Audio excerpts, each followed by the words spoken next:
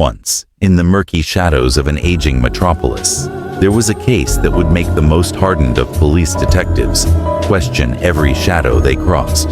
Our story begins in a modest dwelling, the kind where secrets stack like old newspapers in the corner of a cluttered room.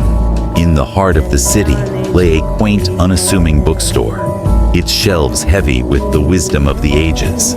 The proprietor, Samuel Donovan, a man of middling years and profound silence, bore the kind of countenance that belied his true past. Unbeknownst to the world, his genteel demeanor was nothing more than a clever disguise. It was a crisp autumn evening when the piercing ring of the telephone shattered the silence of Detective Elizabeth Hawke's understated office.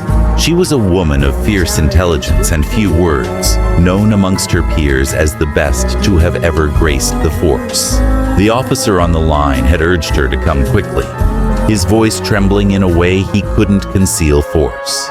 He explained that there was a mess on Olive Street and insisted it was unlike anything they had seen before. The bookstore, which had seemed such a sanctuary to the lost and the weary, was now cordoned off with yellow tape, a testament to the wickedness that man could conceal behind a facade of normalcy. Inside, Samuel Donovan lay slumped over a desecrated copy of Dante's Inferno, the irony of his life seeping into the fibers of the blood-soaked pages. The establishment, once a home for thought and discourse, had become the chilling tableau of his untimely demise. Hawke, reviewing the crime scene with a skeptic's eye, muttered to herself that it didn't add up. She observed that nothing had been taken, not even from the register, and questioned why such a gruesome display had been staged if robbery wasn't the motive. Her instincts told her that the killer was someone who knew Donovan well, someone who could glide in unnoticed and leave without drawing attention to their dark deed. The truth was a puzzle, every piece mired in shadow, every connection eluding her grasp like smoke. She questioned the witnesses, conducting each interview with meticulous precision, though they yielded little more than ambiguity. Statements were a blend of fact and fiction, tangled in the human tendency to see things not as they were, but as one wished them to be. As the days waned, the leads grew cold, and whispers about Donovan's past began to surface. When Detective David Reeves, Hawke's seasoned partner, heard the rumors, he couldn't help but scoff at the idea of Donovan being linked to the Morozov syndicate.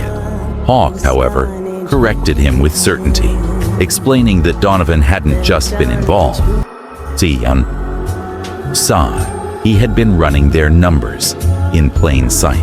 The breakthrough came when Hawke discovered Donovan's ledger, hidden in a hollowed-out copy of War and Peace. The entries revealed transactions of staggering sums, linking to every corner of the city, and painted a picture of a man whose mundane exterior had been his greatest disguise.